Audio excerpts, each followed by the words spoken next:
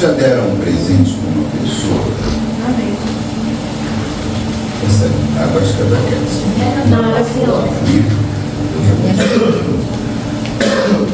E essa pessoa não cuidou do presente que deu?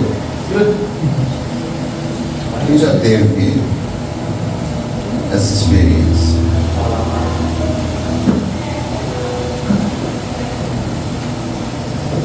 Levanta a mão, deixa eu ver. Poucas pessoas. Deixa eu dizer para vocês. Eu tenho essa experiência todo dia. Um bom dia é um presente. Porque você está demonstrando um sentimento.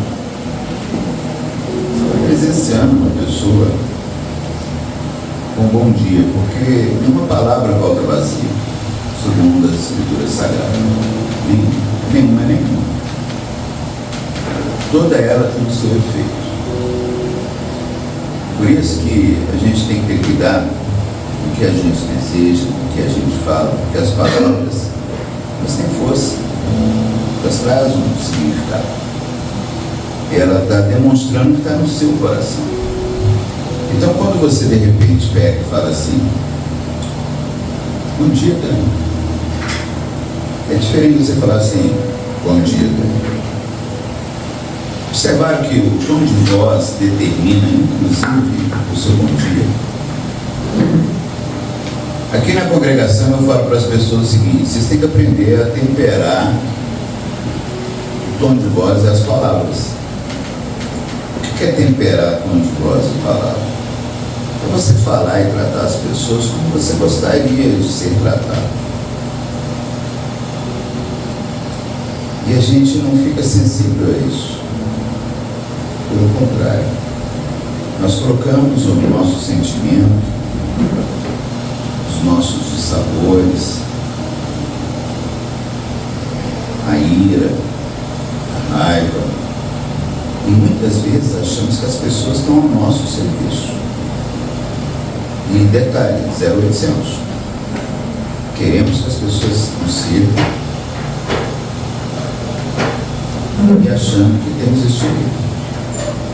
Mas na contabilidade do Senhor Jesus, a ordem é diferente.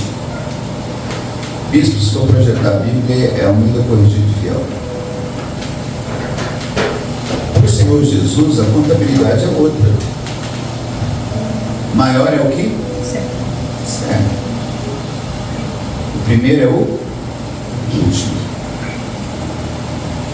Por que nós, um dia, quando declaramos Jesus, não mudamos de vida e trazemos uma realidade falsa e mentirosa para a nossa rotina, acreditando que no nosso ponto de vista, na nossa perspectiva, é o que tem que prevalecer. E, na verdade, o exercício do cristianismo, ele vem com atitudes.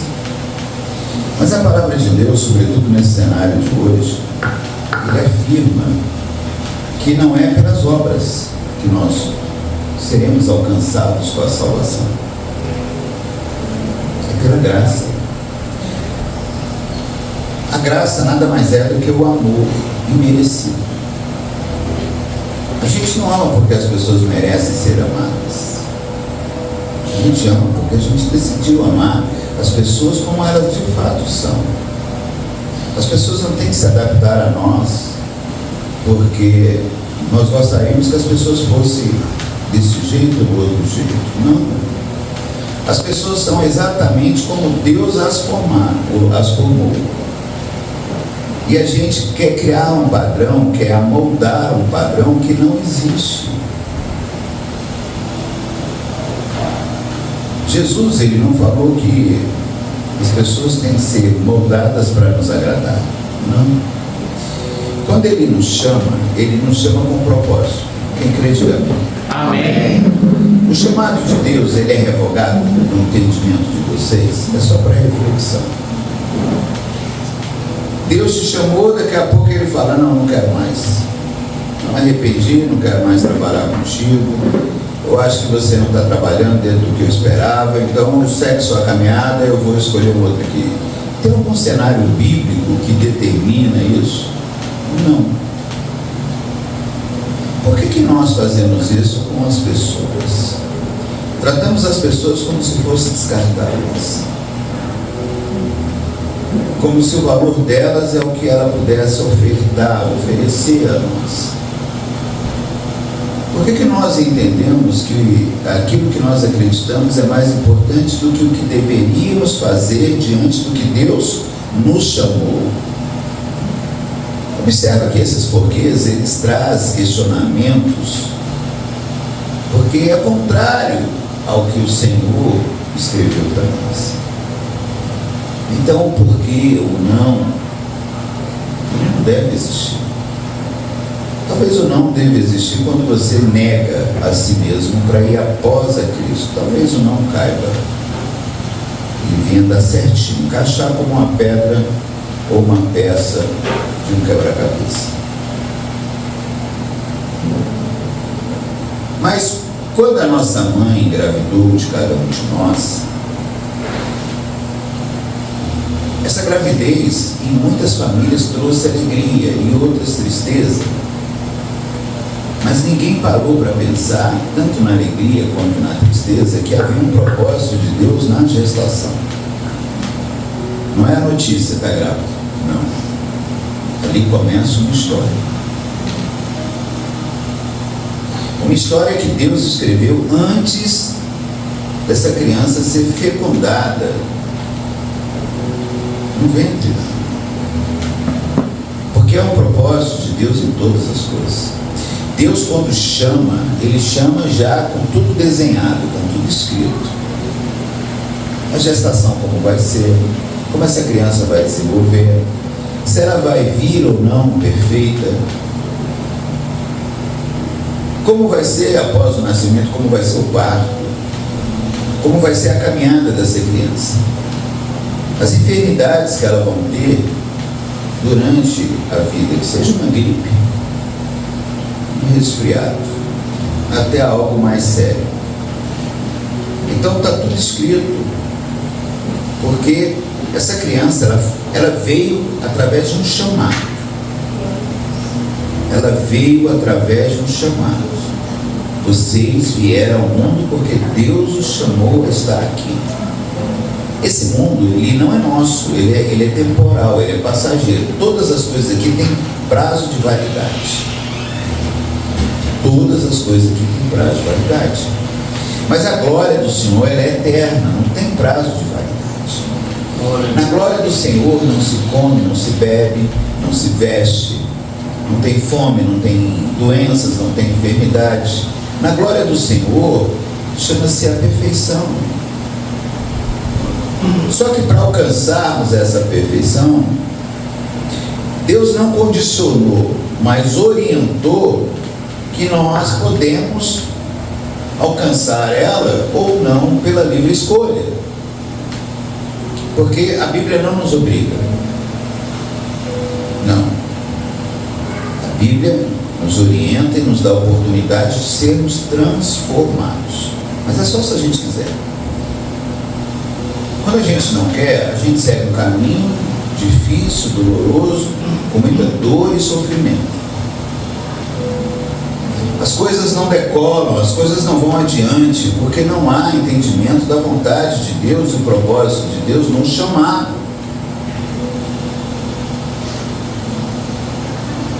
E aí Deus orienta, desde o livro 1, o Velho Testamento, que os pensamentos e os caminhos que Ele tem para nós é muito melhor e maior do que aquele que nós pensamos ou idealizamos caminhar, trilhar.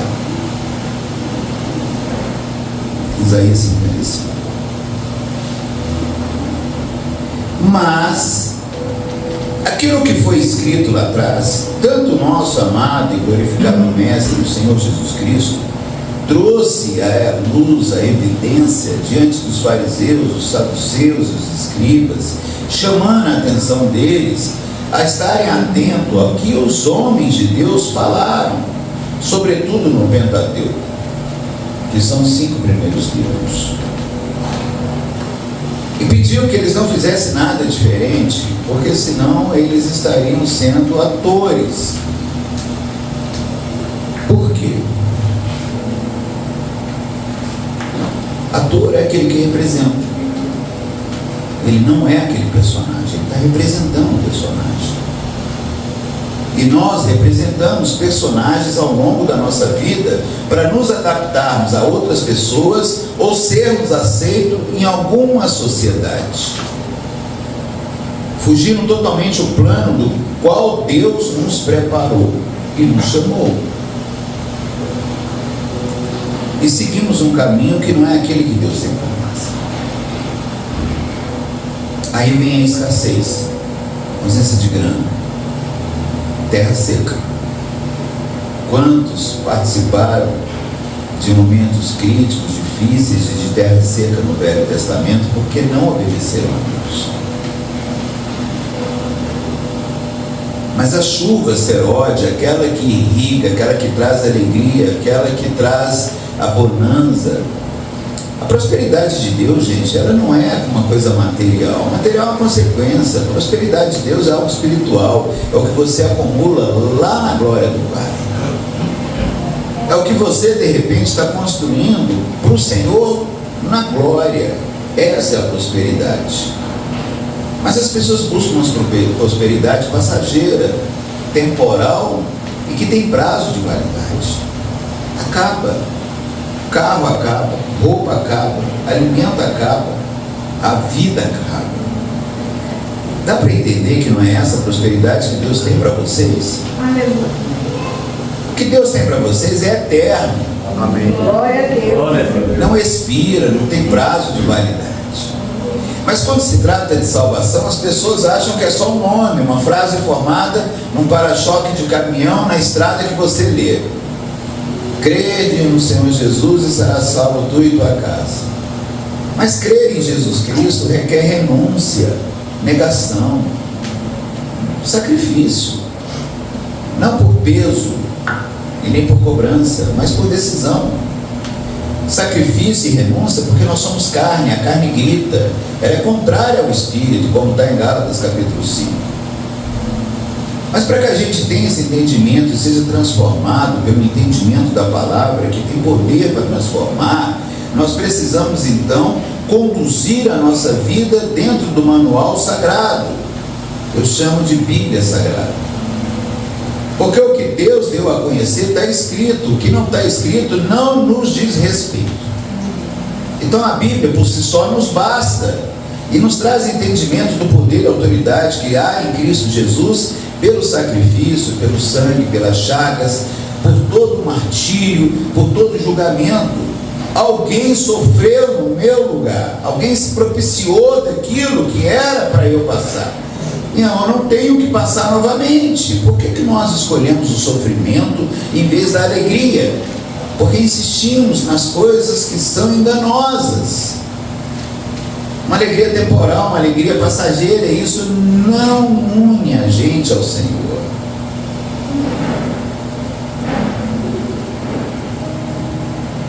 Você já viu uma casa ser construída sem um alicerce? Ou uma casa começada pelo telhado? Existem passos a serem seguidos antes para que seja alcançado a culminação daquele projeto, a conclusão daquilo. Aonde vai levar você a realização pessoal. A gente se realiza no matrimônio quando você entende que você casou para fazer o seu cônjuge feliz e não imputar ao seu cônjuge a responsabilidade da sua felicidade, porque as pessoas não têm esse poder, essa autoridade. Não, as pessoas são imperfeitas que se aperfeiçoam na imperfeição do outro. Através da renúncia e do sacrifício para o bem comum. É melhor ter paz do que ser feliz. Por isso que Jesus falou que a paz dele basta. Então vamos buscar a alegria e a felicidade em Cristo. Glória a Deus. Eu não tenho que buscar alegria e felicidade em coisas, mas eu preciso buscar em Cristo, porque todas as demais coisas me serão acrescentadas. Está escrito. E aí Paulo, nesse cenário de Romanos, que nós vamos meditar, Romanos capítulo 11, quero que vocês abram a Bíblia de vocês, para que a gente possa entender um pouquinho sobre esse chamado do qual Deus chamou vocês, e vocês possam estar descansados na palavra de Deus, e entender que Deus não revoga o chamado dele. Nós revogamos o chamado de Deus, nós negamos o chamado de Deus, nós pegamos a nossa disponibilidade e nos tornamos indisponíveis para Deus pelo ego, pela concupiscência da carne. E Deus não está nisso, nunca estará. Amém, queridos? Amém. Abre aí Romanos capítulo 11. Quem não achou, diga misericórdia. Está alguém na misericórdia? Eu aguardo.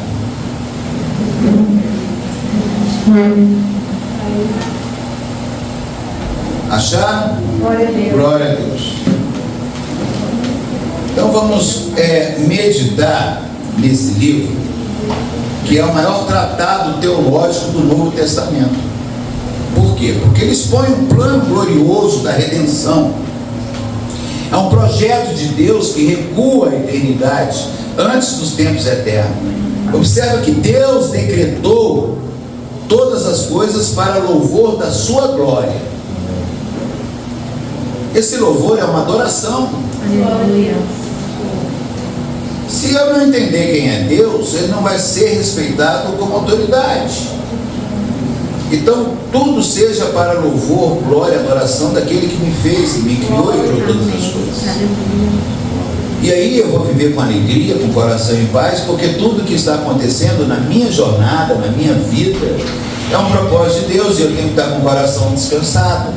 Porque a dificuldade, Deus está me formando em alguma coisa, eu preciso só me disponibilizar para Deus, para entender o que Ele quer, e eu serei transformado pela minha dificuldade.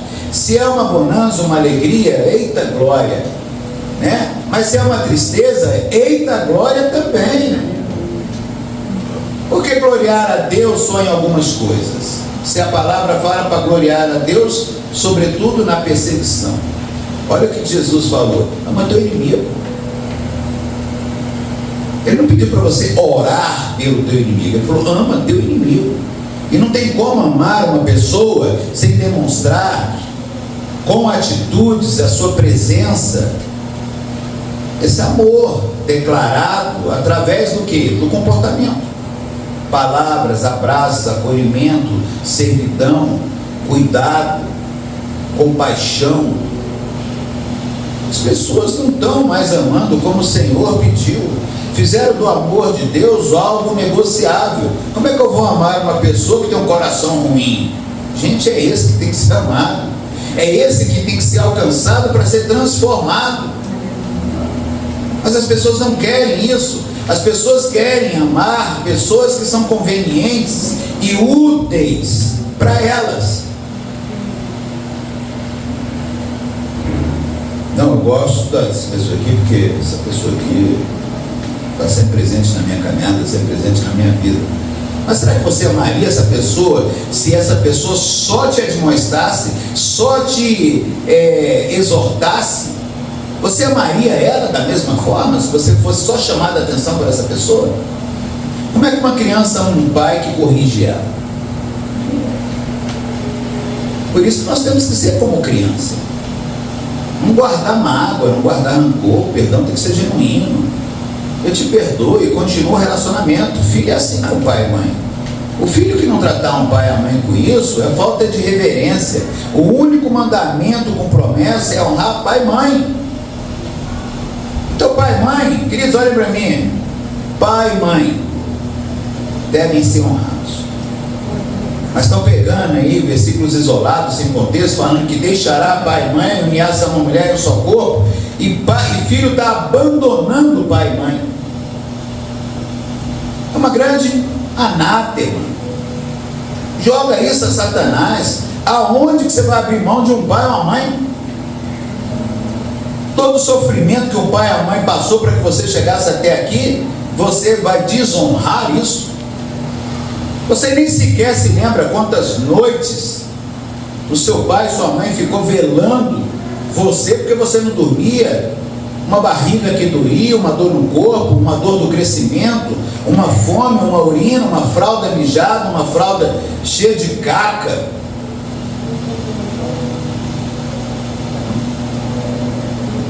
Mas ninguém lembra disso.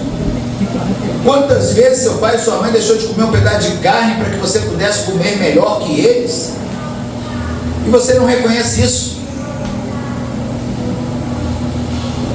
E começa a olhar para o seu pai e sua mãe de vez em quando, liga de vez em nunca, e vai visitar nunca. Se seu pai não liga, se sua mãe não liga, você não fala com eles. Está errado isso. Você não vai ter pai e mãe para a vida toda. Você tem que cultivar esse amor, mas com comportamento, com demonstração comportamental, não é com palavras. Oi pai, benção. Quando pede, benção, né?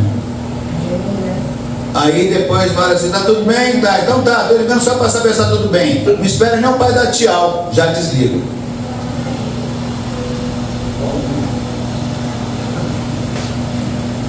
Olha como é diferente. Oi pai, estava pensando a gente almoçar junto. Mãe, sabe aquele feijãozinho? Tô na vontade de comer seu feijão. A saudade da infância, da criança, de estar junto, do colo, do acolhimento, do aconchego. É isso. Isso é porque eu estou falando de chamado. Se você não reconhece Deus, você não vai reconhecer seu pai e sua mãe. Sabe por que você não vai reconhecer seu pai e sua mãe? Porque João 3,16, deu o seu Filho unigênito, para que todo aquele que nele crê não pereça, mas tenha vida. Você daria o seu filho para salvar um estranho? Sacrificaria o seu filho para que um estranho tivesse vida? Você tem esse amor dentro de você? Mas Deus tem. E você vai ver que em Romanos capítulo 11, Deus não abriu mão dos judeus como as pessoas estão pregando. Não, Deus separou 7.000 judeus, os chamou para que outros judeus fossem alcançados. Mas aquele que negou a Deus, Deus causou cegueira, surdez, endureceu o coração, porque havia um propósito. Lembra de Faraó? Lembra de Faraó? Sim. Deus endureceu o coração de Faraó. As pragas chegavam e ele não recuava. Mas Deus tinha um propósito naquela dureza. O povo hebreu tinha que ser liberto. Tinha um propósito na dureza desse coração. E pela dureza de coração também de um homem de Deus, ele olhou, contemplou e não entrou nas promessas do Senhor, que foi Canaã. Moisés, pela desobediência. Então se disponibilize para Deus, porque você nasceu com um propósito. Você não nasceu para servir a si mesmo, você nasceu para servir a Deus, para estar disponível para o trabalho de Deus. E o trabalho de Deus chama-se reino, tá? Não é vir à igreja em dias de culto, participar de tudo, não. O sacrifício perfeito que agrada a Deus é que o órfão, a viúva, o levita seja alimentado, o pobre seja alcançado. As pessoas fazem sacrifício de jejum, fazem um propósito, sobe um monte, desce um monte, a vida não muda. Faz um jejum para fortalecer o espírito continua caído e a carne sempre prevalecendo. Tem mudança? Não é isso que Deus quer. Deus quer a transformação do seu coração. É aqui que Deus habita, é aqui que é a igreja do Senhor, é aqui que o Espírito vai transformar. Mas tem que haver mudança de pensamento. Paulo, quando escreveu esse tratado, ele escreveu uma igreja que nem foi ele. que fundou. Mas Paulo foi chamado com propósito para transformar tanto gentios como judeus. Acompanha comigo aí no capítulo 11. Deixa eu abrir aqui.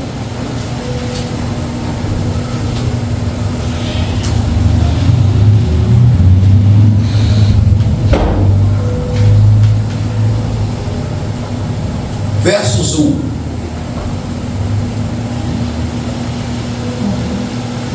Isso aqui é uma conclusão do que vem no capítulo 10, tá?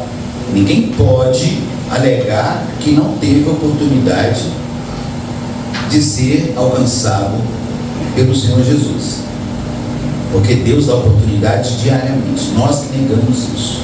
Observe comigo.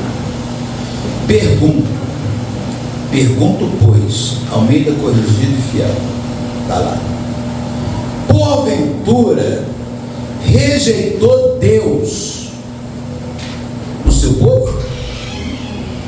É uma pergunta. Não, Deus não rejeita,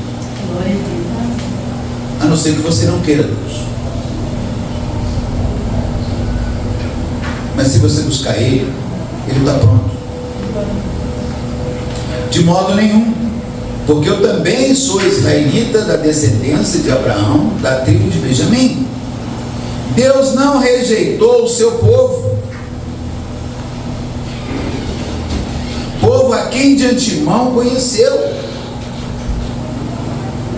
Ou não sabeis o que a Escritura refere a respeito de Elias, como insta perante Deus contra Israel, dizendo: Senhor, Senhor, mataram os teus profetas, arrasaram os teus altares, e só eu fiquei, e procuram tirar minha vida. O que lhe disse, porém, a resposta de Deus, uma resposta divina: reservei para mim 7.000 homens. Olha aí, ó. De todo um povo, Deus separou 7.000 homens, que não dobraram os joelhos diante de Baal. Ele está se referindo em 1 Reis, capítulo 19, quando Jezabel começou a edificar muitos altares a Deus Baal, pervertendo o povo judeu a um Deus de mentira. E Elias ali desafia os profetas de Baal, que servia a Jezabel, a edificar um altar no Monte Horebe. E aí o que aconteceu? Clama teu Deus aí, profeta de Baal, para que fogo venha sobre esse altar. E eles clamaram 1, 2, 3, 4, inúmeras vezes, e nada de fogo no altar deles. Elias então fez o quê? Prepara um altar, coloca ali o sacrifício e manda jogar água em cima do sacrifício para ficar bem molhado, água em abundância. E clamou a Deus, e Deus mandou fogo, além de consumir a água que estava em cima do holocausto, consumiu o holocausto, que não sobrou nada, só a cinza. E ali o poder de Deus foi manifestado. Então ele está se referindo aqui, ó, a esse cenário.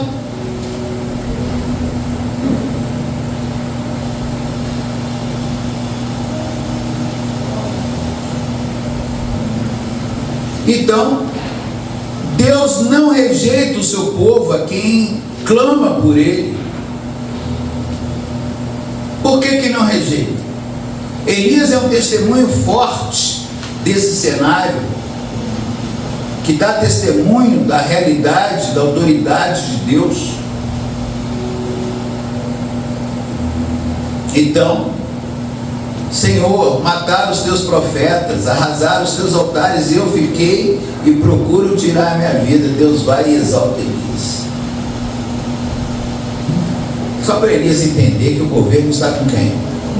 Deus. E quem chamou Elias? Deus. Aquele que Deus chama, ele dá glória. olha o que Deus deposita sobre ele: autoridade. O poder de Deus é manifestado em cima daquele que Deus chamou. Elias clamou e Deus enviou fogo. Se você tem um chamado de Deus, se você disponibiliza para Deus, se você está disponível para o trabalho de Deus, basta uma oração tua e o cenário muda, porque você tomou posse de quem você é e quem é Deus na sua vida. Agora adianta fazer sacrifício se você não conhece nem a Deus, não tem relacionamento com esse Deus, não busca Ele, nem no Espírito e nem na verdade, está sempre cansado, sempre colocando coisas à frente de Deus. Ontem eu conversando com um casal, falei o seguinte: gente, todas as vezes que Deus quer falar comigo, Ele não escolhe lugar. Você pode estar no banheiro, você pode estar numa festa, você pode estar em qualquer lugar, Deus vai falar contigo onde Ele quiser. E todos nós ouvimos a voz de Deus, porque Deus nos escolheu na cruz. Você não precisa de mediador, não, você já tem mediador chamado Jesus Cristo. Mas as pessoas depositam em homens uma oração: ô pastor, ora por mim aqui, ora pelo meu filho. Quem me pede oração, o Senhor fala: essa oração não chega na glória, não. O que houve, irmão? Jesus morreu só por mim, não foi por você, não. Ora que você vai ter resposta de Deus. Experimenta Deus. Experimentar Deus é você ter relacionamento com Ele, é saber o que Ele é e a autoridade que Ele tem. Então Deus deu essa resposta divina.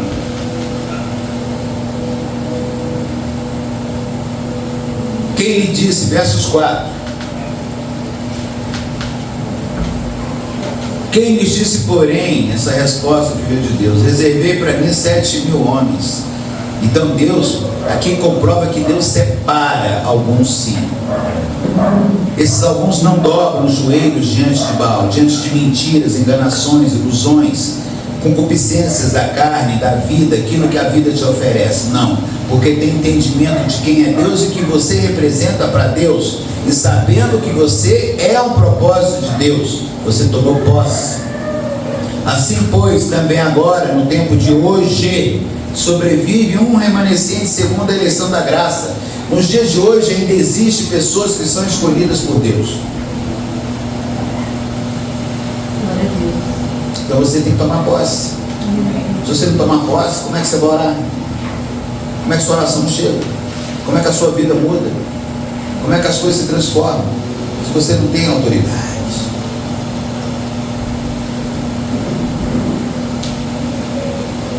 Eu e a minha esposa, quando a gente vai orar por alguém, por alguma casa, algum lugar, a gente unge as pessoas, porque a autoridade daquele lugar está sobre a vida da pessoa.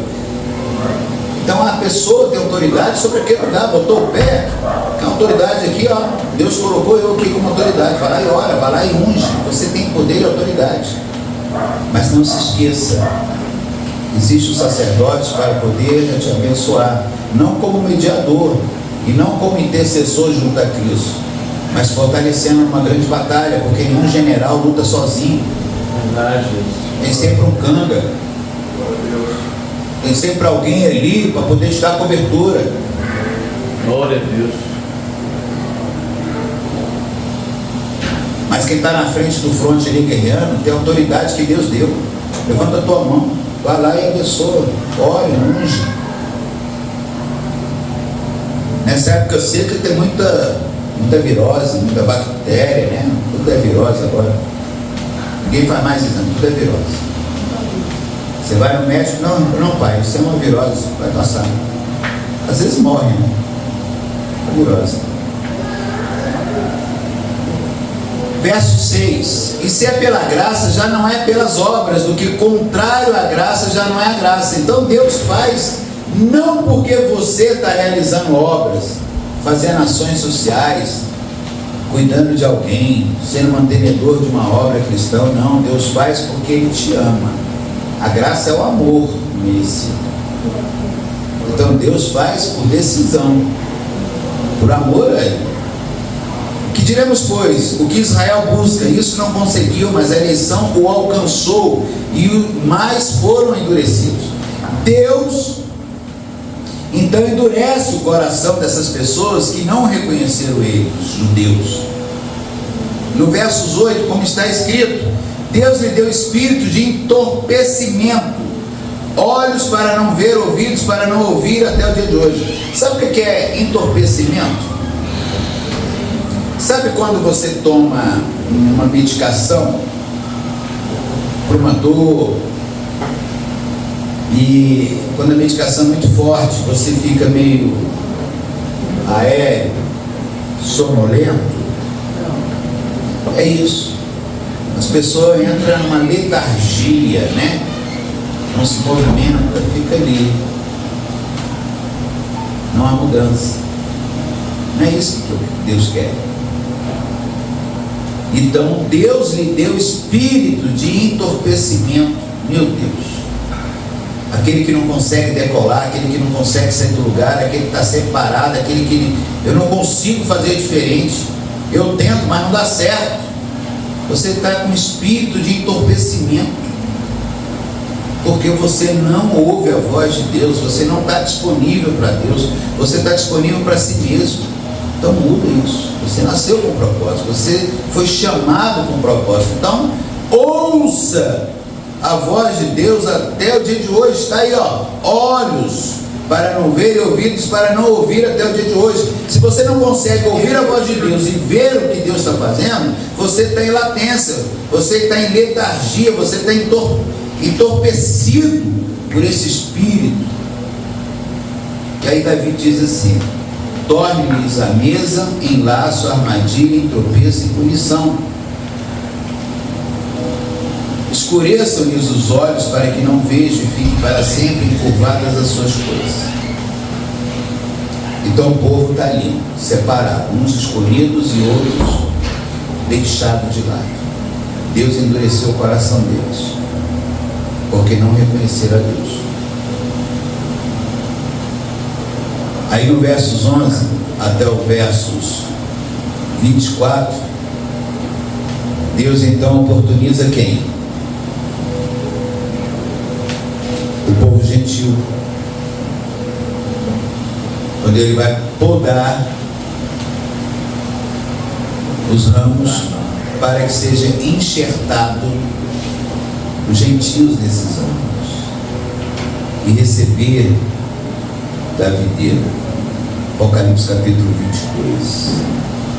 Os que herdarão e terão direito à árvore da vida, a partir do versos 15 lá no Apocalipse 22. Então vamos aqui, bem rapidamente. Pergunto, versos 11: pergunto, pois, porventura, tropeçaram para que caísse? De modo nenhum. Mas pela sua transgressão veio a salvação aos gentios pelos ciúme, para pô-los em ciúme. Então veja só, eles tropeçaram para que caísse? Não, havia um propósito de Deus. Qual era o propósito? A salvação dos gentios. Versos 12: ora, se a transgressão deles redundou em riqueza para o mundo, e o seu batimento em riqueza para os gentios, quanto mais a sua plenitude. Dirijo-me a vós outros, que sois gentios, visto, pois, eu sou apóstolo dos gentios, glorifico o meu ministério, ou seja, o meu trabalho, para ver se de algum modo posso incitar emulação os do meu povo e salvar alguns deles. Porque se o fato de terem sido eles rejeitados trouxe reconciliação ao mundo, que será o seu restabelecimento, senão vida dentre os mortos? Diz que estão mortos, mas não conseguem ter vida em Deus, em Cristo, porque não reconhecem Cristo. E se forem santas as primícias da massa, igualmente será a sua totalidade. Se for santa a raiz, também os ramos serão santos. Lembra aquele cenário que diz assim: se seus olhos são bons, o seu corpo será? Se seus olhos são bons, seus pensamentos serão bons. Por que olhar para as pessoas acreditando que você pode achar alguma coisa sobre elas. Isso não te pertence. Mateus capítulo 7, versos 1 e 2. Cuidado, não meça e nem pese nada em ninguém. No verso 17: se porém alguns dos ramos forem quebrados, e tu, sendo oliveira brava, fosse enxertado em meio deles e se tornasse participante da raiz e da seiva da oliveira, não te glories contra os ramos. Porém, se te gloriasses, sabe que não és tu que sustentas a raiz, mas a raiz a ti. Dirás, pois, alguns ramos foram quebrados para que eu fosse enxertado. Ou seja, alguns judeus foram tirados porque não reconheceram Deus, e aí Deus enxerta os gentios. Bem, para a sua incredulidade foram quebrados, ou seja, não creram, os judeus saíram. Tu, porém, mediante a fé estás firmes. Não te ensoberbeças, mas tema, ou seja, teme o Senhor. O significado de temor no grego é medo, tá? Medo. Porque se Deus não poupou os ramos naturais, também não te poupará. Esse verso 21 eu me preocupo com ele. Deus veio para os judeus? Sim ou não? Sim. Os judeus não reconheceram. Aí Deus separa 7.000 para poder levar a palavra para aqueles que são os remanescentes. Esses que não reconheceram a Deus, Deus foi lá e cortou. Aí no lugar, Deus enxertou quem? Os gentios. Mas falou: se Deus não teve misericórdia para aqueles do qual ele veio, imagina você que está sendo enxertado. Então cuidado, tenha medo, porque Deus não poupou e também não vai te poupar. Então você que aceitou Jesus um dia, tenha cuidado, viu? Porque de Deus não se zomba. Gálatas capítulo 6, verso 7. Tudo que o homem plantar, ele vai colher. Considerai, pois, a bondade e a severidade de Deus para com os que caíram, severidade. Mas para contigo a bondade de Deus, se nela permaneces, de outra sorte também tu serás cortado. Então cuidado, não abuse da bondade de Deus. Eles também, se não permaneceram na incredulidade, serão enxertados, pois Deus é poderoso para enxertar de novo. Deus te tira e põe outro no seu lugar. Se você não está disponível para Deus, gente, olha, para aqui, olha um pouquinho, olha para mim. Se você não estiver disponível para Deus, Deus vai colocar outro no seu lugar. É simples e nessa velocidade. Porque Deus te chamou com propósito. E se você não está pronto para servir a Deus, Deus te tira. E Deus não quer nada contigo. Porque a palavra diz que Ele te tirou da árvore da vida e enxertou ali outras pessoas, da qual Ele chamou na esperança que essa pessoa fosse alimentada pela raiz dessa árvore, que é Jesus Cristo. Ele é a videira. Glória a Deus. Glória.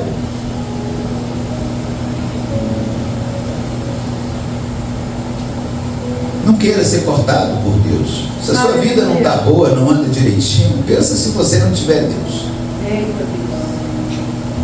Não brinca com Deus. Se errou com Deus, peça perdão. Volta a cuidar de Deus e das coisas de Deus. Porque Deus te confiou isso, não foi homens não. Glória. Se você tem dons, foi Deus que te deu, usa. Glória a Deus. Se Deus te chamou ao ministério, como é que Paulo organizou o ministério? Quem é que lembra? Uns são chamados para...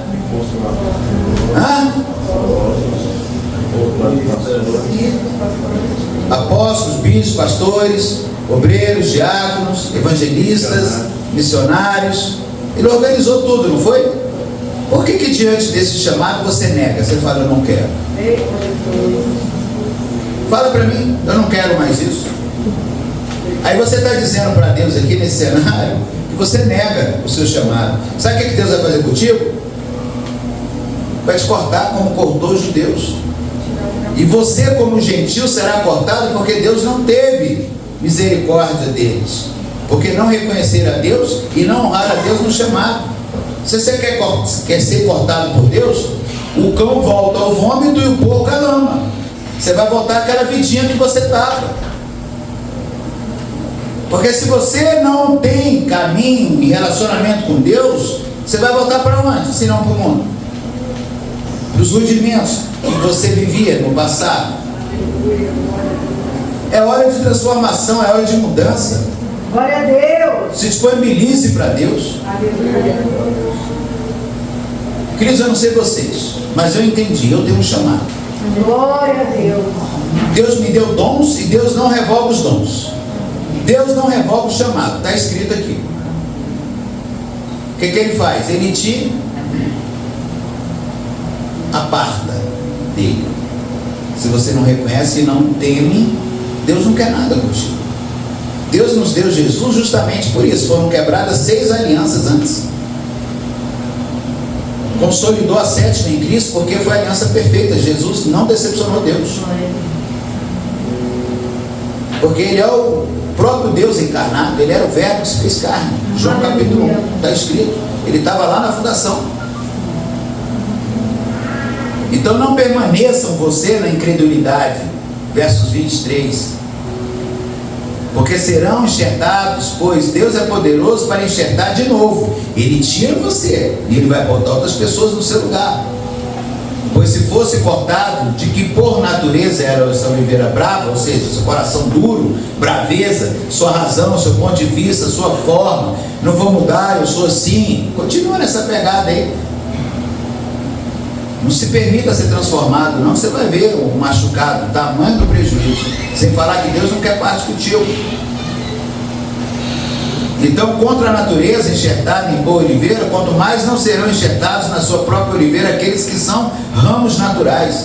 Os ramos naturais são aqueles que Deus veio para eles, os que Deus escolheu. Eu sou escolhido de Deus. Quantos são escolhidos de Deus? Glória a Deus. Isso, queridos. Então, toma posse, para que a sua oração possa ser como a oração de Elias. Amém. Mandar fogo em água. E a água ser consumida e o holocausto também. Quem gostaria de fazer uma oração dessa e a coisa acontecer diante dos seus olhos? Amém. Eu só 2 mãos levantaram, 3. A minha já baixou, já era, perdeu tempo. É nessa velocidade. Então no versos 25, porque não quero, meus irmãos, que ignoreis esse mistério, para que não sejais presumidos em vós mesmos, que veio endurecimento em parte a Israel, até haja entrando a plenitude dos gentios, e assim todo Israel será salvo, como está escrito. Virá de Sião o libertador, e ele apartará de Jacó as enverdades. Essa é a minha aliança com eles, quando eu tirar os seus pecados. Aleluia. Quando ao Evangelho, são eles inimigos por vossa causa. Quando, porém, a eleição, amados por causa dos patriarcas, ou seja, Deus falou com Abraão, com Jacó, com Isaac, porque os dons e a vocação de Deus são irrevogáveis. Sabe o que quer dizer isso? Irrevogáveis. Sabe a pessoa que é chamada ao ministério, aí ela é ordenada, né, em algumas congregações ungidas, aí se decepciona ali com alguma coisa, né, e fala o seguinte: eu não quero mais não, estou fora. Fala isso para mim, para ver. Fala que eu vou esfregar a palavra igual excremento na sua cara. Porque lá em Malaquias capítulo 2, quando os povos dos dias de hoje anda falando que Malaquias 3:10, que a gente rouba Deus em dízimos e ofertas, quem está roubando Deus em dízimos e ofertas são os sacerdotes, porque o dízimo e oferta que chega na congregação é para alimentar o pobre, o órfão, a viúva e o oprimido. Glória a Deus. Mas estão pegando versículos aí, não, pastor, tem que ter salário aí. Queridos, você tem que ter salário se a igreja não te honrar, se não reconhecer a autoridade. Porque se a igreja te reconhece como autoridade, a própria igreja te sustenta, como está escrito em Malaquias. Verdade. Porque quando fala tratei todos os dízimos e ofertas à casa do oleiro, é para alimentar o sacerdote e o povo do vilarejo. É para que não falte mantimento. Em Malaquias capítulo 2 está escrito para sacerdotes. Essa palavra escrevo para vós, ó sacerdotes. Porque o dízimo hoje se cumpriu em Cristo. Por que ainda estão se falando de dízimo? Por que hoje estão colocando peso nas ovelhas sobre dízimo? As pessoas têm que ter gratidão a Deus. Se for dizimar, faça como Abraão, que dizimou antes da lei por gratidão e não pela lei por obrigação ou dever. Se você é grato a Deus por estar aqui nessa sombra, ajuda a pagar esse lugar aqui. Verdade. Porque aqui a gente tem ajuda do governo, não. Glória a Deus. Aqui pastor não tem salário. Aleluia. Tudo que entra aqui é revestido aqui. O livro caixa está disponível para quem quiser. E aqui eu não perco tempo pregando dízimos e ofertas, não, que eu estou pregando a palavra para que sejam transformados. Glória a Deus. Para que você saia daqui diferente, não como entrou. Glória a Deus. Não vi Jesus passar salva no meio do povo dele, não, gente. Ainda não vi esse cenário aqui. Vocês já leram a Bíblia, né? Me ajuda aí. Se tem, me fala onde está. Você vai ajudar se Deus tocar o seu coração. Se Deus não tocar, é você e Deus. Mas se Deus tocar, ajuda a gente aí, porque está osso. Glória a Está Deus. difícil. Qualquer hora dessa eu vou fazer um culto ali na quadra, no sol, no dia de domingo, com as crianças pequenas aqui, para você saber o valor de estar sentado na cadeira e nessa sombra. Verdade. Aí você vai saber a importância de você nos ajudar. A gente vai ficar perdendo tempo aqui pregando dízimos e oferta, não, sabe por quê? Porque o dízimos e oferta, ele constrange, ele escraviza você. Haja transformação na sua vida. Glória a Deus. Você que nos assiste, querido, eu acho que até aqui está bom, né? Se você não conseguiu entender até aqui, não vai entender hora nenhuma. Eu acredito que você deva ser alcançado pela sua decisão. Aleluia. E que essas palavras possam fazer de você uma nova criatura. E não pessoas fazer de você uma nova criatura, mas que você decida ser uma nova criatura e se disponibilize para Deus. A seara é grande, os trabalhadores são poucos. É verdade. Chega numa congregação perto da tua casa ou mais distante. Eu acho que mais distante é mais louvável, porque você vai sair da sua zona de conforto para poder ouvir a voz de Deus como era no passado. As pessoas andavam até 150 km a pé para ouvir a voz do Senhor. E quando você sai da sua zona de conforto para ouvir a palavra de Deus, você está falando para Deus: eu te desejo. Glória a Deus. Mas procura uma igreja que não seja capitalista e nem mercenária. Aleluia.